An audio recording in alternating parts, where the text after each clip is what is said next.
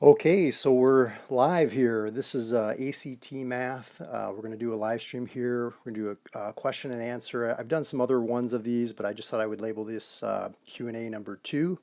And I'm Mario with Mario's Math Tutoring. And the last time we did this, we had a lot of great participation. What ended up happening is a lot of the students that joined me here on this live stream started actually interacting with one another and actually helping each other to solve the different types of problems that they were getting stuck on. So even beyond what I'm sharing with you, everyone that participates here can get a lot out of what the other people are contributing in the chat. So what I thought I would do is just talk a little bit here as I'm waiting for people to join us and talk kind of about what I had in mind here for today.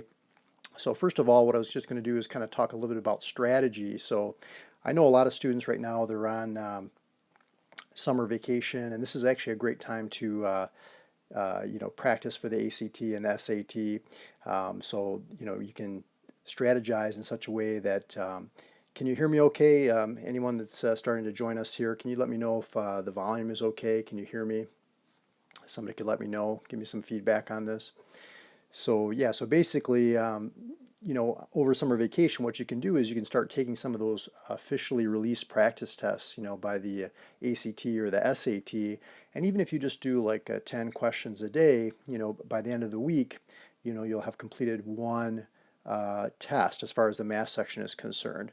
So that would be a good way to kind of break it up into smaller pieces so you're not spending your whole summer vacation studying, obviously. But if you get up in the morning, do those 10 questions, and then set it aside, and then just keep doing that. By the end of the summer, you'll have definitely completed multiple tests, and you'll be in a better position come September when the ACT rolls around. So right now, it looks like nobody's joined us as of yet. So I think what I'm going to just kind of do is continue just to talk more strategy. So, as far as the ACT is concerned, there are 60 questions, and you've got 60 minutes to complete it. And so basically, the questions that occur at the very beginning of the math section tend to be fairly easy, like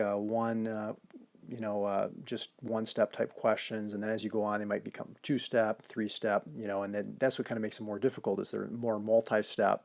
And they tend to start off more like with the pre-algebra and a little bit more basic math, and then as you go through it, it starts to get a little bit more advanced, getting into some of the more later subjects that you cover in math. So what subjects are covered when you do the ACT? Well, basically you're covering, pre-algebra, algebra 1, algebra 2, trigonometry, and not really pre-calculus. There's a couple of questions that could kind of be considered pre-calculus, but you cover those in your algebra 2 class. So basically pre-algebra, algebra 1, algebra 2, trig, and geometry. So can you hear me okay? Is the volume okay? Can you let me know if this is if you can hear me? Is there sound? Sometimes I'm using a different microphone than I was using previously. So can you let me know? Is there sound? Can you hear me? If you're just joining, can you let me know if you can hear what's happening? So as you're joining the live stream, if you can just kind of introduce yourself just briefly, kind of let me know what you were looking to get out of the live stream. I can start talking about some of those concepts. But can you hear me? Can you hear me okay? Maybe I'll just make a little note over here. Can you hear me? Question mark. So can anybody let me know in the chat? Can you hear me? Is the volume okay, or are we having trouble with the volume? Is the volume working? Is the volume working? So can you let me know if you're just joining? Can you tell me if you can hear me okay? So is there volume? Maybe there's not volume. Maybe let me see if I can. How's that? Can you hear me now? Can you hear me with the? Can you hear me without this mic in? I'm trying a different mic than I used previously. So can you hear me? Can everybody let me know if you can hear me okay? So if you're just joining us, maybe you can kind of let me know. Okay, Eddie says yes. So Eddie Aisha says yes, I can hear you. Can you let me know if I put this mic in? Can you let me know if you can hear me better with this mic or not as well? So I'm going to put this mic in. Hear me now? I just put the mic in. It's a little bit different mic. I was hoping the sound would be a little bit better What do you think? Can you hear me now? Can you hear me now? Oh, Eddie, you say, oh, you can hear me. Okay, great. Oh, it's worse, you think, Aisha. Okay. Okay, so what I'll do then is but I can hear you. Okay, I'll take it out then. I'll take it out. Take this microphone out. Okay, so let's see. So what types of questions do you have? So what types of things do you want to work on, Eddie, Aisha? What's your strategy so far? Have you been taking some practice tests? Are you taking one of the Princeton Review courses? Or what's your strategy so far? What types of things do you want to talk about today? So if you want, I can kick it off with just an introductory type of concept. The most important, I shouldn't say most important, the easiest question to really get right are the circle questions, right? Okay, Aisha's saying about time management. Okay, that's a good question, Aisha. The thing about time management is, and I was talking about this at the very beginning, and that's that, there's 60 questions, right? 60 questions, and you've got 60 minutes, right? And the questions at the very beginning of the test, they tend to be just like a one-step type questions. So those ones might only take you like, 20 seconds, 30 seconds, and then what happens is as you go through the test, they tend to become more like multi-step questions where, you want to kind of leave some more time for those questions that come near the end. So I would just start taking some of the practice tests and kind of start gauging your time as you go through there. But try to be a little bit quicker at the beginning. Don't overthink those ones. But at the end, you want to save some of that time so you can kind of double check your work a little bit as you go through. But what I was going to show you, and definitely jump in with any questions you have, is does everybody know this equation of the circle? Does everyone know this circle equation? A lot of students, they don't know this one for some reason. I don't know if they just haven't gotten to it yet in their math class or... Okay, username says yes. Okay, you know this one. So let me ask you a question. So let's say, for example, we have a circle with this equation right here. So can you tell me what's the center of this circle and what's the radius of the circle? What does everyone think? So where's the center of the circle and what's the radius of the circle? So what does the H stand for here, and what does the K stand for, and what does the R stand for? Okay, username says the radius is 5. Aisha says, no, I haven't used that equation in a while. Okay, D. Brown says, I don't know it. Oh, okay, so well, let's just kind of review briefly here. So this equation right here, if you don't know it, write it down right now. It's x minus h squared plus y minus k squared equals the radius squared. And the center of the equation is h comma k. Okay, that's the center. And then the radius, of course, is the r value. So that makes sense, right? So if we were to look at this one down here, what do you think the center is now? Is it a little bit clearer? Can you see where the center is? And can you see what the radius is? So username was saying the radius is 5. Let's see. Okay, is he or she right? Well, let's see. So see how this is 25? And see how this is r squared up here? So you can see, that's absolutely right, because if you take the square root of 25, you get 5. So the radius is 5 for this problem, okay? And then what about the center? Can anyone tell me what the center is? What do you guys and gals think? What do you think the center is? Well, okay, see how this is x minus h? See how this is x minus 2? So it's actually going to be 2 comma, okay, now see how this is y plus 3, but this is y minus k? This is y plus 3 is really, if you think about it, it's like y minus a negative 3, right? So this is actually going to be 2 comma negative 3 with a radius of 5. So the thing to really remember is that the sign, okay, is going to be the opposite. So see how it's going to be positive 2, negative 3, and then I took the square root to get the radius of 5. Let's do another example so you can see. So let's take a look at this one. Okay, Luis Diaz is always the opposite of the sign. Yeah, that's exactly right. Yep, you're exactly right. So like take, for example, this one. I'll give you a little different one. Say if you had x squared plus y minus, well, let's do x squared plus y plus 7 squared equals, how about 9? So can anyone just chime in and tell us what's the center of this circle and what's the radius? What do you think in the chat, if you can let us know? And as we're going through these problems, think of other questions. The more specific you can be about the question, the better that I can, respond to it. And then also, on the last live stream that we did, regarding the ACT, there was a lot of interaction between the different, everyone that was participating in the live stream. And so, that was really good because then, what ended up happening is that, I wasn't able to answer every question, but, you guys and gals were able to help one another. So let's see if we can do that again this time. Okay, so Lewis is saying 0, -7, and the 3 is the radius. So what do you think? Is Lewis right? Or Louise, if I'm pronouncing it incorrectly. But what do you think? Is it 0, -7 with a radius of 3? Well, that's exactly right, because see, really is how this is like x plus 0 or x minus 0. So really the x coordinate of the center is 0. The center here, the y coordinate here is -7. So you notice that the opposite sign. And then the radius, you have to take the square root of 9. So the radius is 3. Okay, so let's do another example. Let's take, for example, this one here. So can you tell me what the equation of the circle is that has a center at, how about this one, -3, +3, with a radius of, let's just say 4. Okay, so what do you think? So what's the equation of that circle that has a center of -3, 3, a radius of 4? And just keep in mind, we can talk about anything regarding the math section of the ACT. We can talk about any type of problem you want to talk about today. I'd be happy to jump into that. The more questions you ask and the more specific, the more we can go into detail.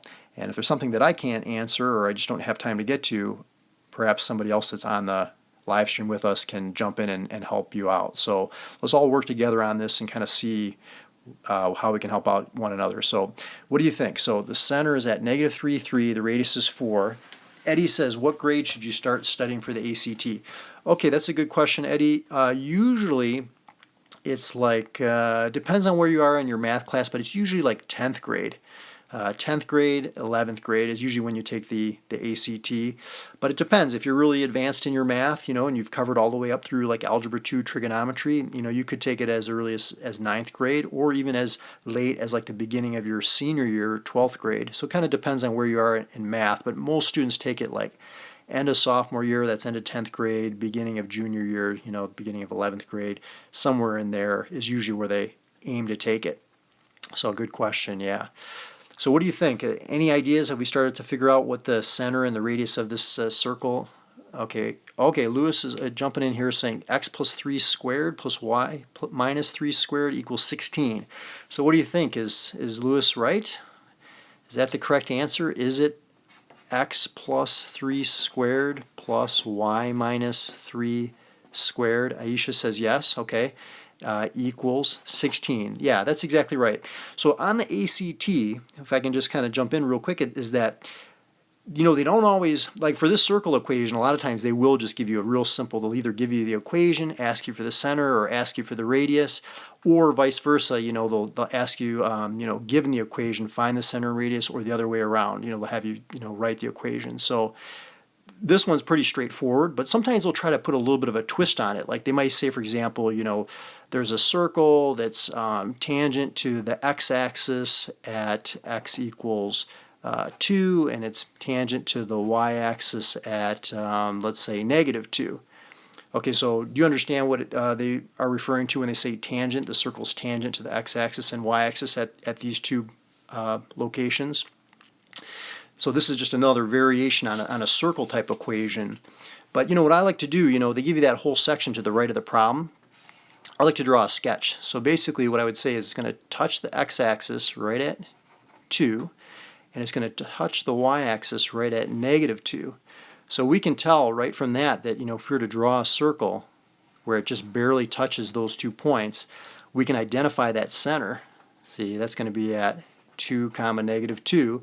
And we can also identify the radius, which is equal to 2, right? So then once we have that information, then we're able to write the equation of the circle like what we did for the other ones. So again, we don't have to talk about circles too much, but I'm just kind of giving you, just trying to warm everybody up, just kind of talk about one of the things that's important to know for the math section of the ACT. So other questions, other things that you'd like to talk about? We can talk about any topics you'd like to discuss. Okay, D. Brown says, what are the most difficult math concepts to know for the ACT? And thanks for showing us this equation. Okay, well, you're welcome, D. Brown. The most difficult questions, a lot of it has to do with what you don't remember. So the things that you don't remember are going to be the most difficult for you. But if you remember those concepts, then they're going to be easier. And a lot of times it's a matter of the things that come near the end of the test are often involving things that you've done more recently. So even though they're more difficult, because it's fresher in your mind, oftentimes students find those questions easier, and the things that you haven't done in a while can be a little bit more difficult. Now I know I didn't answer your question, but let me see if I can give you a little bit different question that sometimes stumps students, and I'll talk about that to answer your question, D. Brown. So that's a good question. So is everybody familiar with logarithms or logs? Like, for example, if I say, what's log base 2 of 8? Do you know what that equals? The reason I bring this up is because, logs you cover in Algebra 2, you also cover a little bit in pre-calculus, and so some students haven't quite gotten to this yet. Other students have, but maybe they're not quite as comfortable with it. But what do you think? Any ideas on how to evaluate or solve or simplify this log? What do you guys and gals think? What do you think log base 2 of 8? What does this equal if we were trying to simplify that? How do we switch from the logarithmic form to the exponential form? Do you remember how to do that? See, being able to do that it makes it a lot easier to solve. So here, I'll show you. So basically, let's say, for example, we'll just call this x, right? So to switch, okay, Luis Diaz says 3, D. Brown says 3. Yeah, you're exactly right. See, because all you have to do is do the inverse of taking the log base 2, and that's to exponentiate. So you raise both sides using base 2. And then now what you can see is because these are inverses, you've got 8 is equal 2 to the x power, right? So now you're saying, okay, 2 to what power is 8? Okay, that's 3. Okay, so it sounds like everyone's pretty solid on just switching forms with the logarithms. So what do you think? Other questions, other things you want to talk about? I mean, we can talk about any type of problem, that's covered on the ACT, the math section. Okay, Lewis is saying log 8 divided by log of 2, and Aisha's saying there was a question on the ACT about the median of a set of numbers. So I put them in order, and I looked for the median, but I ended up with 2 medians, and the answer only provided 1 median. Okay, so, two questions. Let's look at Lewis's question, and Aisha, then we'll look at your question. Okay, so Lewis is saying log of 8 divided by log of 2. Is that what you're wondering? Like, what is this if you were to simplify? Well, there's something called you wouldn't get something as difficult as this on the test, but if you did, you can use your calculator, and so I probably would just type in log of 8, okay, and I would type in log of 2, and then I would just divide those two quantities, okay.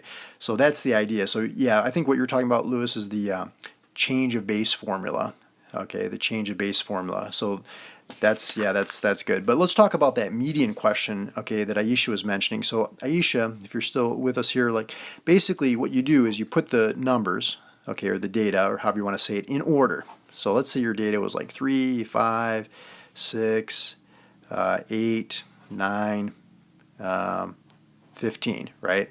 Okay, so the median means the one that's in the middle, right? So you want to put them in order from lowest to highest, and then what you want to do is you want to count towards the middle. So you say 3 and 15, 9 and 5, 8 and 6. Now you see how there's 2 in the middle right here? So what do you do with the fact that there's 2 in the middle? Well, you just have to add them up and divide by 2. So 14 divided by 2 is 7. 7's your median. It doesn't always come out to an integer, but it's just the average of those two middle numbers. Now, since we're talking about statistics a little bit, let's keep going with this. Like in this case, yeah, you're welcome, Aisha. So Aisha is, what's the mode of the set of data? So if you were to talk about the mode, any ideas on what the mode would be? So, usually the questions you want to know, the basic questions are, okay, Aisha says no mode. Yeah, that's exactly right, because they're all just listed once, so there's no mode. Now, what would happen if there was like 2 3s and 2 15s? What would be the mode then if there was 2 3s and 2 15s and all the other ones were just listed once? Any idea on that one? That's a good question. So 2 3s and 2 15s. What would the mode be? Oh, okay, so Aisha, the mode would be both of those numbers. So in that case, if I just add it on here, so another 3 and another 15, the mode would be both 3 and 15. So it'd be both of those. So you can have, if there's a tie, like if you had 2 3s, 2 5s, and 2 15s, then it would be 3, 5, and 15. So the mode's the one that occurs the most. Well, let's just keep going with this. Now, think about other questions. Everyone that's in on the live chat here that's joining us, other questions, specific questions you want to ask me about, we can talk about those, but we're just kind of talking just generally about statistics right now. So you basically want to know your mode, your range, your median, which we already talked about. You want to know the mean, right? And like that. So for example, what's the range for this set of data? So we've got 3, 3, 5, 6, 8, 9, 15, 15. What's the range? So is everybody taking the ACT in September, the next one coming up? Are you preparing for the next one coming up here? But so what do you think? So what's the range here? Well, the range, remember the range is the maximum minus the minimum. So in this case, 15 minus 3 is 12. We already talked about the median. And then the mean, how do you calculate the mean? What does that mean, the mean? Do you remember what the mean is? So it's just a synonym, right? It's a synonym for something else. Okay, Aisha says you add them. Yeah, you're on the right track, Aisha. You add them, and then what do you do? So after you add them all together, all the data points together, then what do you do to calculate the mean? Yeah, Lewis says you like the average. Yeah, so mean is just another name for the average. So what you do is you just add them all together and then divide by 1, 2, 3, 4, 5, 6, 7, 8. Yep, and you divide by the number. Skylar says, yeah, divide by the number of numbers. So in this case, you total them up, divide by 8, and that's your mean, or that's your average. Okay, so other questions, other things you want to talk about besides statistics and besides logs and besides what else have we talked about? Circles. What other questions you want to discuss a little bit more? You think about which ones you're going to do. I got to grab my calculator. It's right behind me, but I forgot to bring it over here.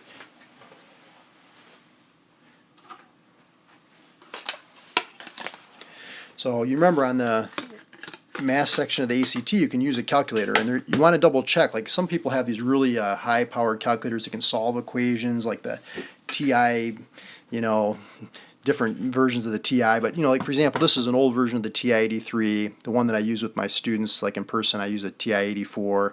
This one I just have kind of here, just to help us out here if we need that. But you can use a scientific calculator, but these graphing calculators are pretty good. Just make sure that it's not one of the ones that's banned where you can't use it on the test. So you can look that up online. Make sure that you get the approved, use one of the approved calculators. But so what do you think? Other questions? Other things that you want to discuss in a little bit more detail? Yeah, the more specific you can be, the more we can talk about it in detail. But what do you think? Other questions you want to discuss? I guess maybe while you're thinking about some questions you want to ask me, I don't know if I've ever mentioned this to you before, and probably in some of the videos you might have seen. Lewis says TI-89 is banned. Yeah, so okay, so be careful not to use that one then. But yeah, if you're preparing for either the ACT or the SAT, check out my 2 video courses. I have one for the ACT Math section, one for the SAT Math section, and you can check the link in the description of this video.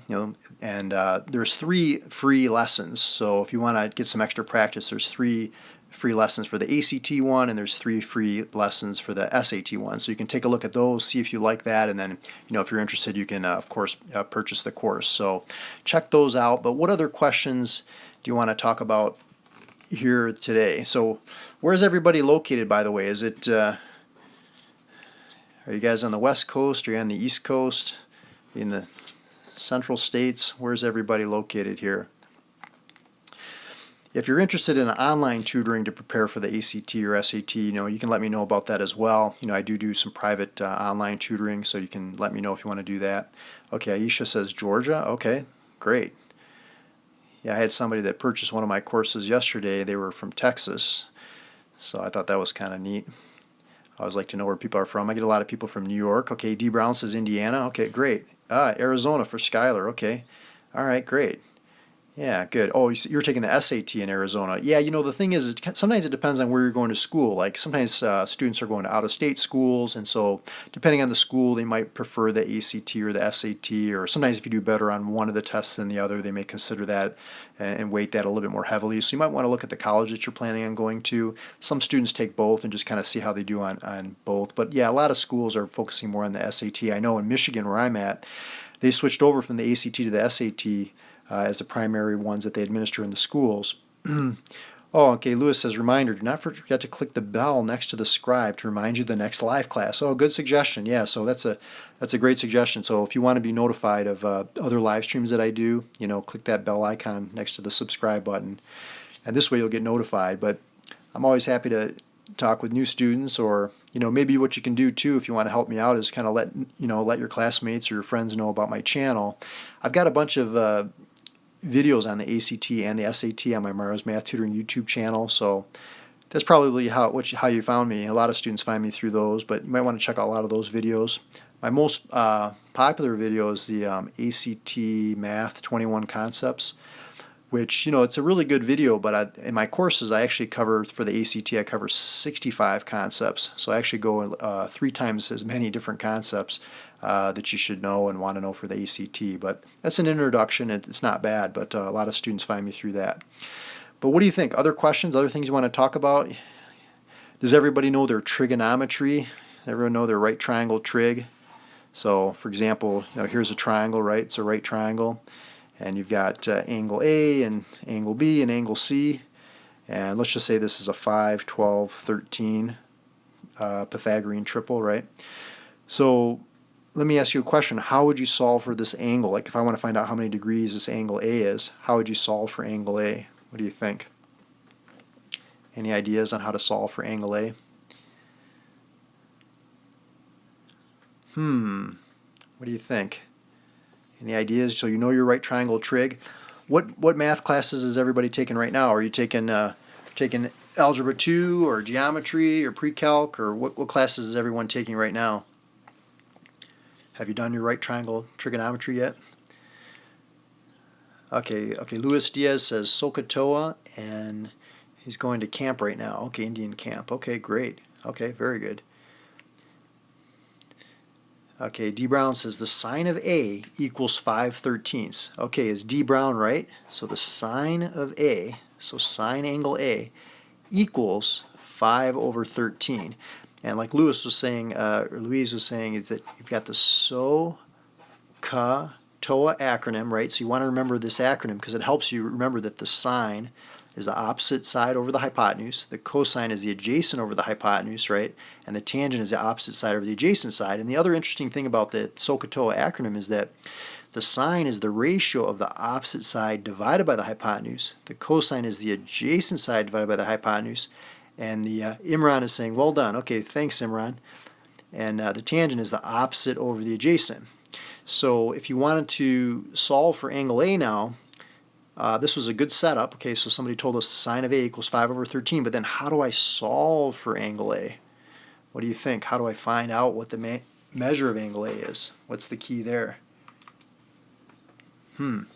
So again, if you're just joining us on the live stream, this is a Q&A, so we're opening it up. So the more specific the question that you have, the more that I can focus on answering it, or you guys can jump in and help one another. So Luis Diaz is saying the inverse, and that's exactly right. So what you want to do whenever you're solving for the missing angle is you want to do the inverse. So this would be the sine inverse, okay, or the arc sine, some people say, arc sine of 5/13. So that's the measure of angle A. So if we go over here to our calculator, this is an older version. Don't you have to use a calculator? Yeah, that's exactly right. Yep. So you want to use a calculator. And Aisha says, how do you know to use sine? Okay, so we'll talk about that in just a second, Aisha, but basically what you want to do here is you want to go to the second key, so see second, okay, and you want to hit the sine key, so right above the sine, see sine inverse of 5 divided by 13. So you're always going to use the inverse sine, inverse cosine, or inverse tangent when you're solving for a missing angle. So it looks like it's coming out to 22.6 degrees, okay? Okay, but so let's go back and kind of just review real quick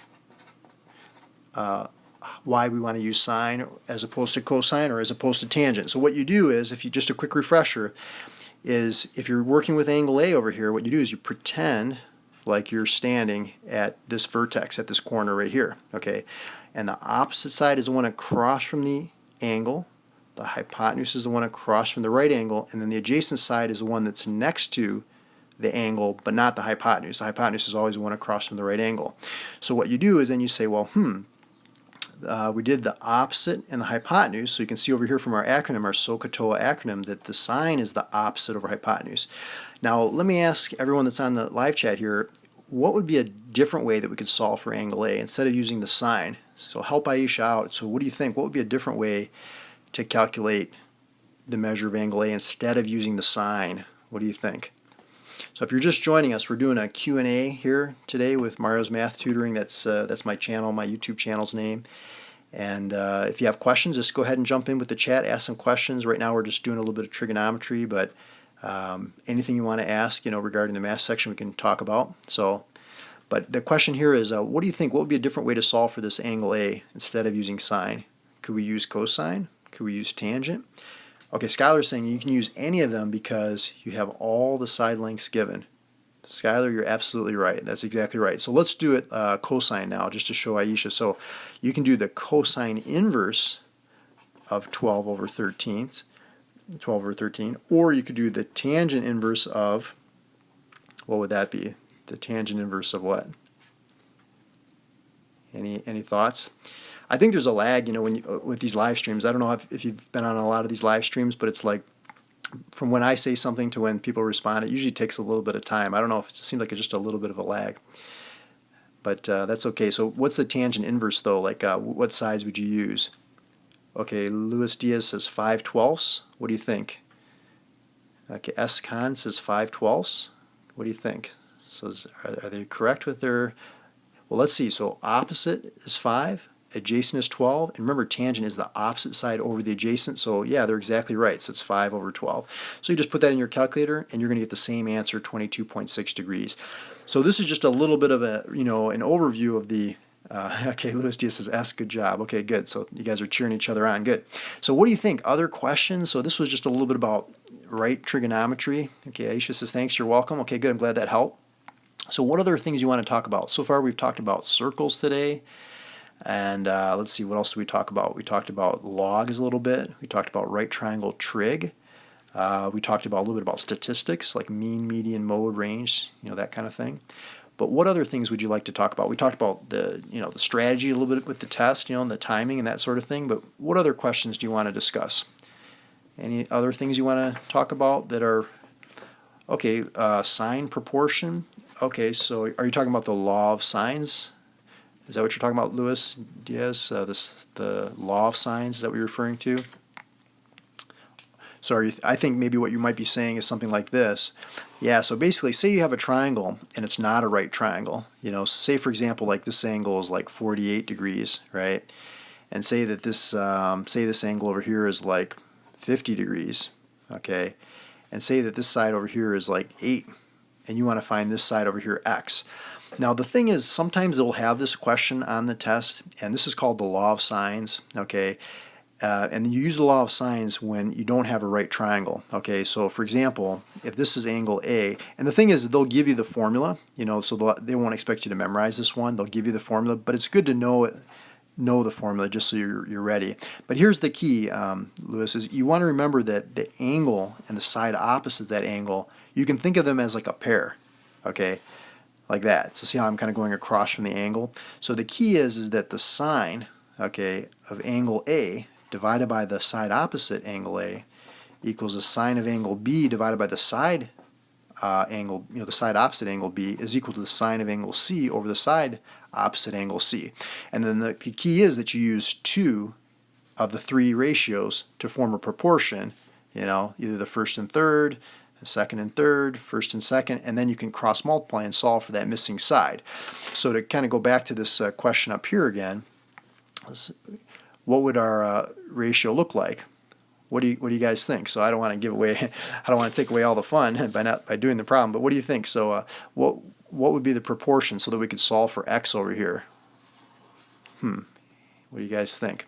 So if you're just joining us and you're liking this video, make sure to give me a thumbs up so I know to do more of these. And then also, if you haven't subscribed to my channel yet, Mario's Math Tutoring, go ahead and subscribe to the channel and hit the bell icon if you want to be notified, of when I release new videos or when I go live, like on a live stream like this, so that you can, jump in and join us. But yeah, if you have more questions, put them in the chat and we'll try to get to all the different questions so that you guys get the most out of this. The more that you ask me and the more that you ask each other, the more you'll get out of it, because that's really the best way. Okay, so let's see. S is saying sine of 48 over x equals sine of 50 over 8. What do you think? Is he right? Is he right?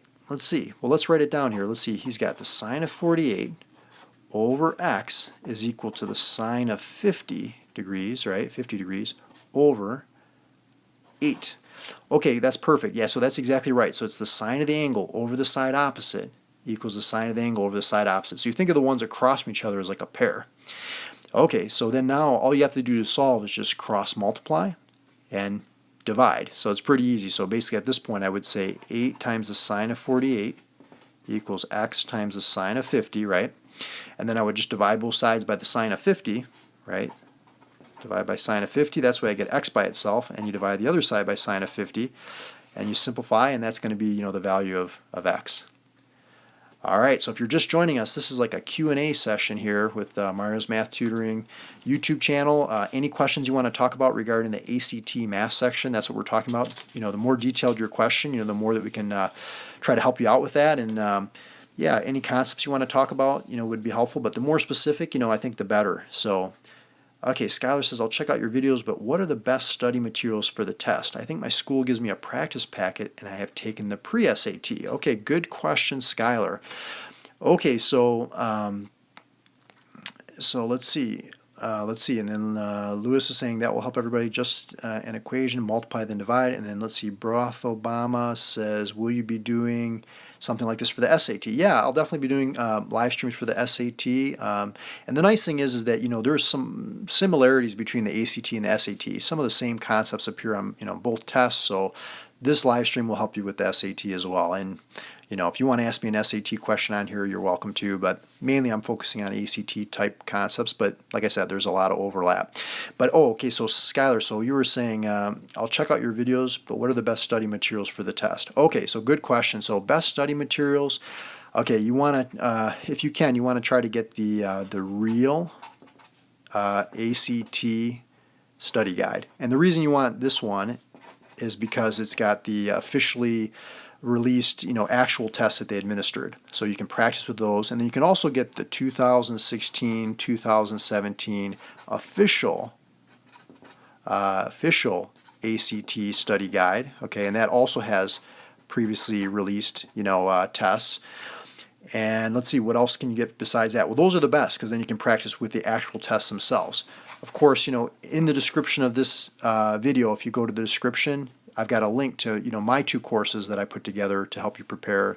The huge ACT math review video course. Okay, that's my course. Check out the link. There's 3 free lessons that you can go over there and check out and see if that's something that you're interested in. A lot of students have taken that course and said that it's raised their score and it's benefited them. So definitely do that. At least take advantage of the 3 free lessons, and then you can decide, right? And then the huge SAT math review video course. So this one here, the ACT one, has 65 concepts in it. The SAT one, I go through 39 concepts, but you can actually get both of these review courses together for like a discount if you get them both. So, but check those out. Let's see what else. Go to Google and type Best ACT Study Guide 2017. Yeah, there you go. You can definitely do that. Go to Google, or you can go to Amazon, and order those on Amazon.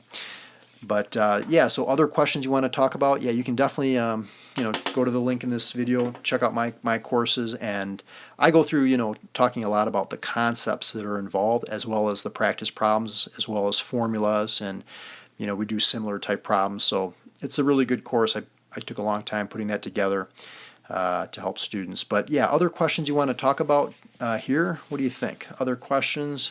We can talk about anything ACT math related, whatever you guys would like to do. Okay, so Aisha says, can you do ratio examples, such as the ratio of 2 people's age, or the perimeter of a triangle with a 3:5 ratio? Okay, Luis Diaz says also geometry, and Skylar says, okay, got a screenshot. Okay, good. Okay, and Cody is saying something inappropriate here, so let's see. Let's just remove him. Okay, so let's see. All right, so let's go back. So Aisha, you were asking about the ratio of two people's age. Yeah, so basically, you know, that's a good question. Okay, what you're talking about, and this is really important for the ACT, is they always put. Are you guys listening to this? They always put a ratio and proportion problem on there. Okay, so for example, they might say, for example, if the ratio of the age of you to your mom is 3 to 5, right? If you're 15 years old, how old is your mom, right?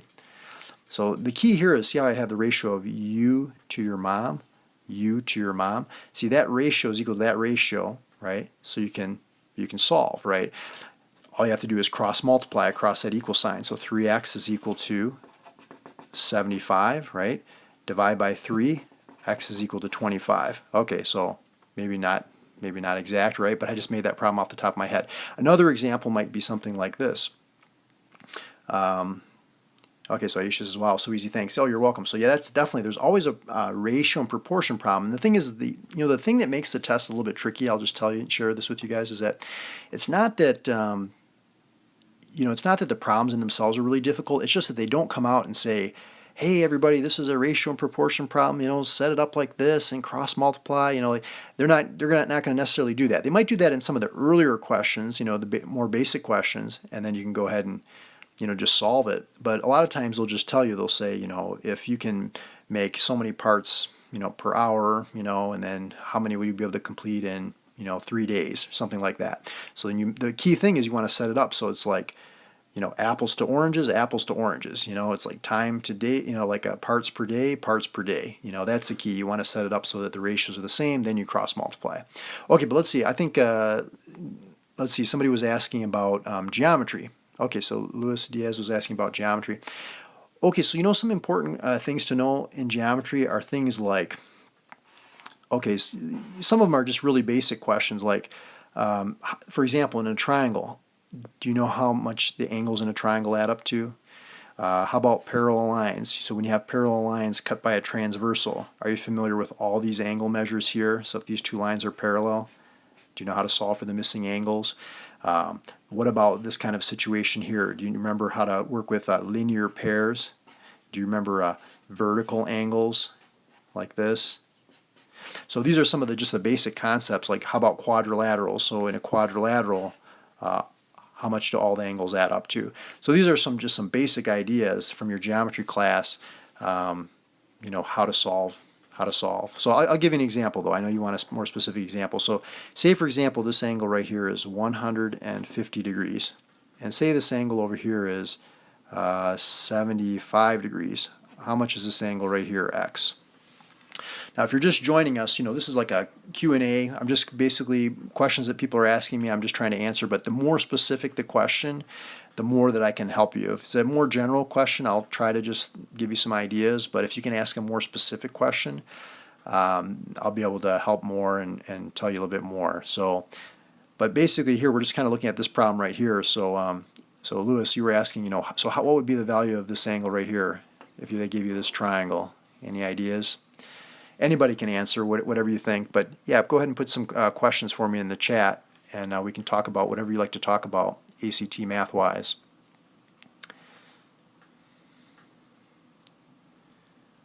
What do you think?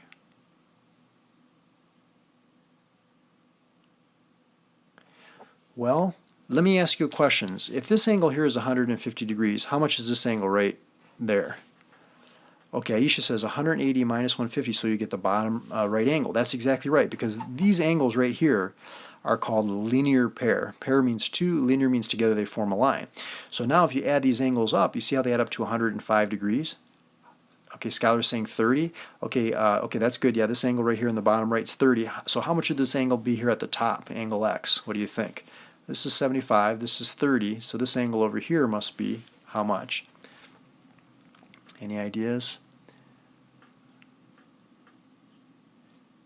Well, remember, in a triangle, all the angles in a triangle add up to how much? Yep, that's right, Aisha. They all add up to 180. So Skylar's saying that this angle must be 75. You're absolutely right, Skylar, because see, 75 plus 75 is 150, plus the 30 gives you 180. Now, I want you just to notice something really quick, so I kind of set you guys up a little bit here. See how this is 75 plus 75 is 150, and see how this angle over here is 150? This is called the exterior angle theorem. This angle on the outside, the exterior angle, equals the two remote interior angles. These angles that are further away, if you add these together, it equals this one on the outside. But if you forget that formula, you can solve for this angle, because these form a line, these add up to 180, and then you know the angles in a triangle all add up to 180, so you can then solve for the missing one. So either way, you can use the exterior angle theorem, or you can use the triangle sum theorem. So is that, Luis, does that kind of help a little bit with the geometry? Of course, there's a lot of different things in geometry, like, for example, is everybody familiar with like three-dimensional geometry? Like, do you know your surface area and your volume? Like, for some reason on the ACT, I'm not really quite sure exactly why this is, but they seem to like cylinders. Okay, so I'll just kind of test you. So do you know the surface area and the volume of a cylinder? And a lot of times they'll even give you the formulas. They'll even tell you what it is, but it's good to know how to work with them. So like, just a quick test. So what's the formula for, let's say for example, if this is 4 and this is 10, what would be the surface area and the volume of this cylinder? Any ideas? What do you guys think? What does everyone think?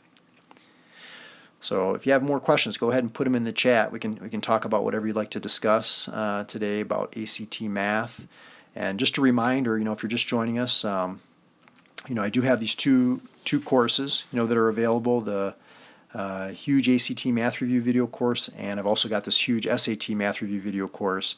And I've got links in the description of this video. So if you want to check those out, there's 3 free lessons. So it's definitely something that you can kind of check out and see if it's right for you. But I go through a lot of concepts, basically 65 in this top one, 39 in this bottom one, to kind of help you review some of those important concepts, formulas, typical type questions that you might see to help you prepare in your studying. But let's see. So I see some people put some responses in there. Let's see. So what do you think? Aisha says, I forgot the formula. Let's see, is the outside surface area circumference times height? Yeah, that's exactly right. That's called the lateral area, Skylar. So that's circumference times height. And then let's see, Lewis says also the circle formula is like circumference. Okay, good. And Will says yes, 180. Luis Diaz says 2 pi times r times 10. Okay, yeah. So everyone's getting really close on everything. So basically, I just want to show you with the surface area. You see this shape here? Imagine if you were to take some scissors, right? You cut this and you unroll it. You'd have a rectangle, and then you'd have like a circle, which is the bottom, and you'd have a circle, which is like the top, right? So this is what's called a net, okay? But you see this part right here? This part is really the circumference, okay, which is what? 2 pi r, okay, that's the circumference of a circle, and then this over here is the height of the cylinder, right? So if you do the area of a rectangle is length times width, or base times height, or in this case it would be 2 pi r times h. So that's going to be what they call the lateral area, or the sides, 2 pi r h, but then you want to figure out the area of this circle, which is the top, and then multiply it by 2 since you have 2 of them. So we're going to say plus 2, and the area of a circle is pi r squared, so plus 2 pi r squared. I think somebody said that, so not to take away anything from what somebody may have said, but just to put it all together, you've got the lateral area and you've got the 2 bases, and if you add those together, that gives you the total surface area. But then for the volume, if you fill this up with like water, like say this is a glass, how do you find the volume? Does everybody remember the volume of a cylinder?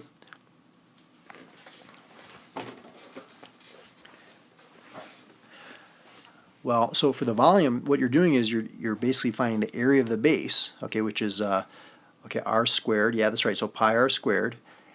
And so that gives you the area of this circle, this base right here. And then what you're doing is you're taking those circles and you're stacking them up 10 high. So it's going to be pi r squared times the height. So pi r squared times 10. You're stacking them up. So that gives you the volume, the 3-dimension. So that's, I'm just kind of throwing out some ideas about geometry that are important to kind of review if you've forgotten.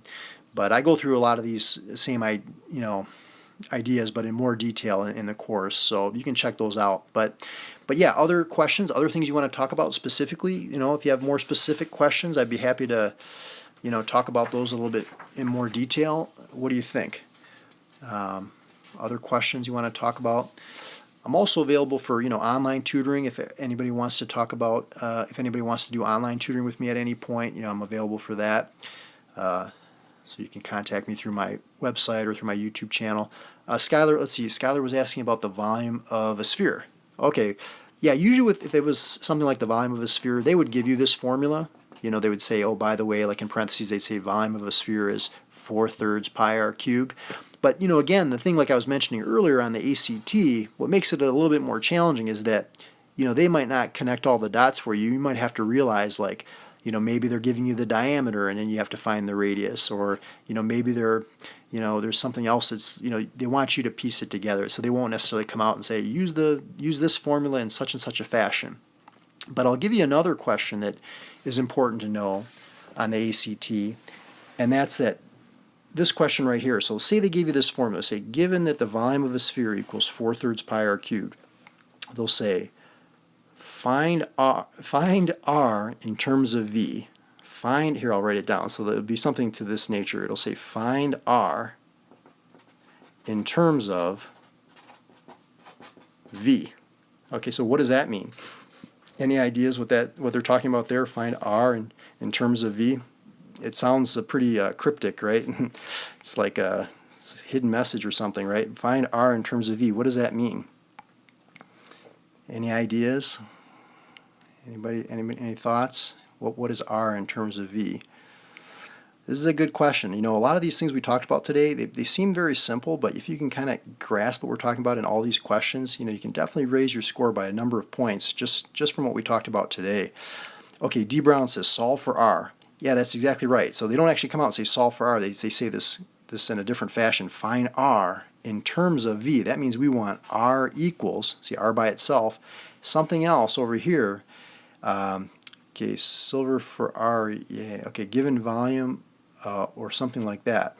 Yeah, so basically what you want to do is you want to get r by itself on one side of the equation, and you want to get just v and numbers, okay, basically v and constants on the other side.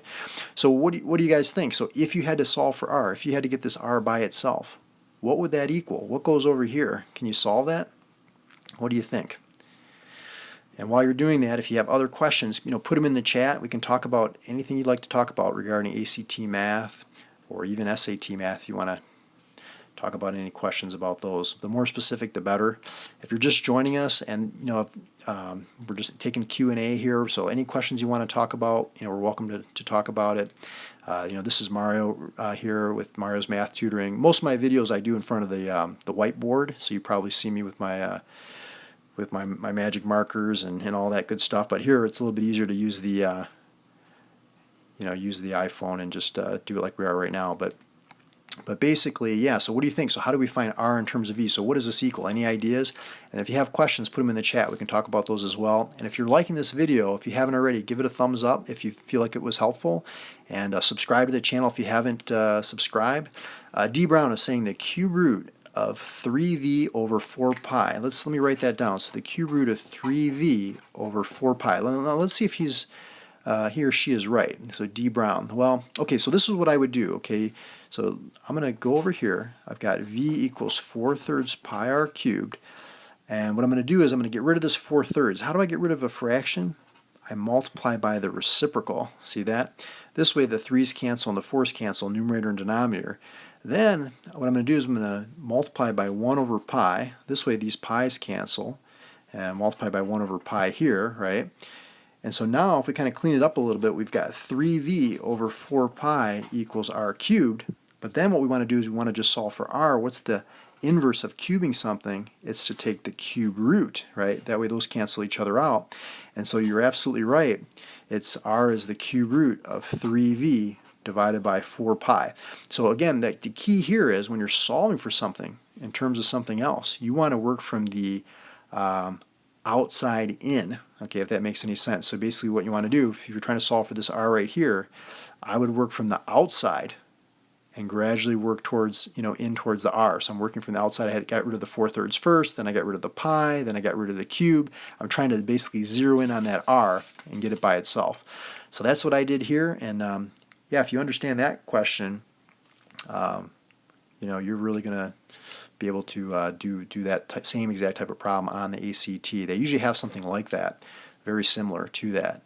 But let me ask you another question. Okay, but go ahead and put questions in the chat. Let me ask you another question. What would you have to do to V, the volume, okay, to make the radius go up by 3 times.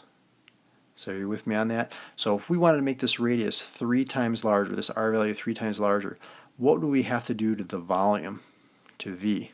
Any ideas?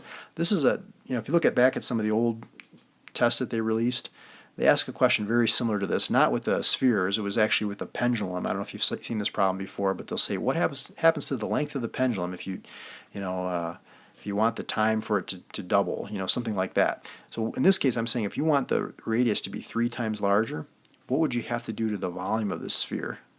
Any ideas? Cliffhanger, right?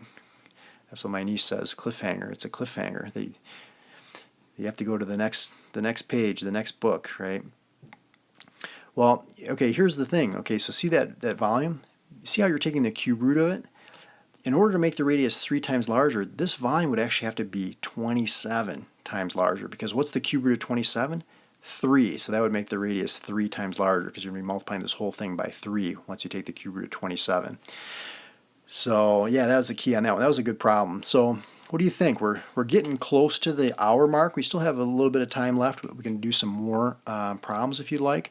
But I just want to mention, maybe for the last time, but we can do more problems. But just one last time, if you haven't already, check out through the link in the description of this video my huge ACT Math Review video course, which goes through 65 concepts. It's about 3.5 hours worth of video. You can go through it at your own pace. You've got lifetime access. There's 3 free lessons in there that you can check out, to see if it's right for you. And you'll just understanding those 3 free lessons will boost your score by a good solid 3 points. So definitely some valuable information there. And if you're also preparing for the SAT, you can check out my SAT Math Review video course. I've got 39 concepts in there. Also, this is quite a lengthy course, but you can you can work through it at your own pace. You've got lifetime access to that. And I've got a lot of students that are signing up for these, on a regular basis, and they're telling me that it's been really helpful for them.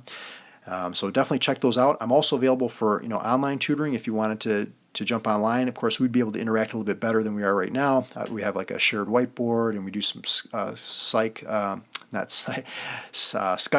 simultaneously, right? Simultaneously, we're Skyping so we can kind of see each other and we can see what we're writing. We're both writing on the screen, so it's a little bit more interactive. But what do you think? We've just got a few more minutes. Other questions you want to talk about? What do you think?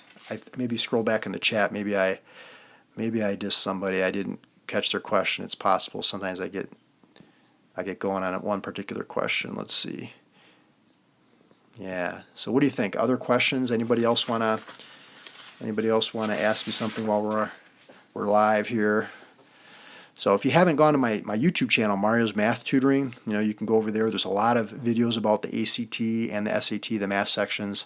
I help students during the school year every day. I've worked with hundreds and hundreds of students individually, and I've got a degree in math education. And I just really, my focus, I really like helping people, succeed with their math. So you probably see my YouTube channel header. It says making learning math less stressful. That's really my goal, is to help students as best I can. So yeah, so what do you think? But for today, other questions, other things you want to talk about ACT-wise regarding the math section? 60 questions, 60 minutes. Okay, D. Brown says, I'm calculating a sine on the calculator. Why is it sine a -1 and not just sine? Oh, okay, yeah. Okay, good question. So whenever you're solving for a missing angle, can you guys see this okay? See, it depends on your calculator, but see right above the sine, see that -1 there? Here, maybe I should bring it a little bit closer. So see right there, like right above the sine, see the -1? That's the inverse sine, okay? Above the cosine, see the inverse cosine. Above the tan, see the tan -1, that's the inverse tan. That's just the notation, that's just the way that they write it to let you know it's doing the opposite. So you have to hit the second key, okay, this yellow key, to activate these yellow these yellow ones, right? So the ones above. So you second, and then you hit the sine inverse. So I'll show you an example like that so you can kind of see D. Brown. So say, for example, like say this is your triangle right here, right? Say you want to solve for this angle, we'll just call it x, right? Say, for example, this is, I don't know, what could we call this? Let's maybe say this is 7 and this is 24, right? So what trig function ties together this angle, this side, and this side? What do you think? What trig function ties together this angle, this side, and this side? Is it sine, cosine, tangent? What do you think? And then I'll show you on the calculator how we're going to do it. So you guys all remember your SOHCAHTOA, right? That acronym I was showing you earlier, the sine, cosine, tangent acronym. So that's the key. Okay, Aisha's saying tan. Okay, is she right? Is he right? I don't know. I'm not sure. Aisha, I hope I didn't mess up. Sorry about that. So Aisha, Musa, sorry about that if I botched. See, that's the thing about live streaming. You know, you make all kinds of little simple mistakes. So, but basically, okay, so if you're over here, you've got opposite and you've got adjacent. So Aisha's absolutely right. D. Brown says tangent. You're absolutely right. So that's exactly right. So we've got the tangent of x equals opposite over adjacent. But to get the angle by itself, oh, I've been saying it correct. Oh, okay, thanks. Okay, thanks, Aisha. All right, good. So then x is equal to the tan inverse now of 7 over 24. Okay, so now see what I'm doing? So I did the tan inverse because I want to solve for the missing angle. So we're going to go to the calculator here. I'm going to try to bring it a little bit closer so you guys can see it.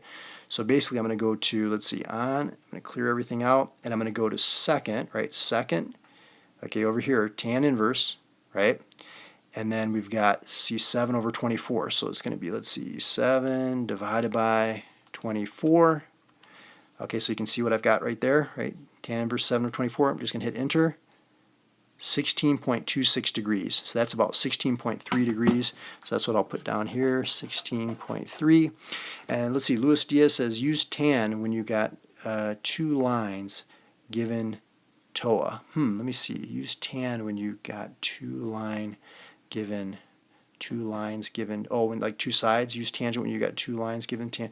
Yeah, okay, so yeah, so Lewis, I'm not sure I understand exactly what you're asking, but yeah, the thing is like if you're here, okay, this is your angle x, and you know the opposite, let's just say this is 3, and the adjacent, that's next to, that's 4. Opposite and adjacent is tangent. So to solve for this angle, you do the tan inverse of 3 over 4. So whenever you solve for that angle, you're doing the inverse. So I don't know if that answered your question exactly, Lewis, but well, I think we're at the hour mark right now. So I think what I want to do is I just want to thank everybody for joining the live stream. Thanks for participating. Thanks for helping each other out. And if you want to be notified, subscribe to the channel. When I do more live streams like this, hit the bell icon so you'll be notified. And go over to my YouTube channel, Mario's Math Tutoring, on YouTube, and I've got lots of videos there about the ACT, preparing for that, the math section. And you're always welcome to contact me through there. And Ovo is asking about making a live SAT soon, please. Okay, so I'll consider that. Yeah, I'll consider doing one of those soon. So definitely, subscribe so you can get notified of that. And then, again, if you want to check out the free 3 free lessons on both these courses, go to the description and you can click that link. It says mariosmathtutoring.teachable.com. And Barack Obama says, when do you think your next live stream will be? Let's see, I'm going on vacation next week. So if I was going to do one, I'd either do one, before the end of this week or the following week after I get back from vacation. So probably be in either near the end of this week or in 2 weeks. But I'll definitely keep that in mind because it seems like you guys are interested in the SAT. So maybe we'll do that. Maybe we'll do that soon. So today's what, Wednesday? So you never know. Maybe tomorrow. We'll see. Okay. So thanks for everyone for joining me. And if after this live stream ends, if you want to put comments or things you want to talk about, with each other, you can do that in the comment section below. And I'll also be checking those comments later too. So if you want to reach out to me about that, just go ahead and do that. Aisha says, thanks for doing this. I'm taking that next ACT. This really helps. Okay, great. I'm glad that helped. That's what my goal was for you. Thanks for everybody for joining. Luis Diaz, click next to Mario's picture, Mario's Math Tutoring. Yeah, so definitely thanks a lot. Yeah, you want to subscribe and you want to check out the courses. And yeah, so very good. Okay, thank you, D. Brown. Yeah, thanks for being here. I appreciate you guys for being here. And I want to see you guys do well on the test. So if you think of it, report back and let me know how you did on the test. I'd be interested to hear. And interested to hear if this helped at all too to help you boost your score. So, all right, I think I'll sign off right now. And yeah, if you want to keep chatting or send messages, through the comment section, I'll check those a little bit later, and I'll make sure to get back to you. Okay. All right. Well, have a good rest of your day, everyone.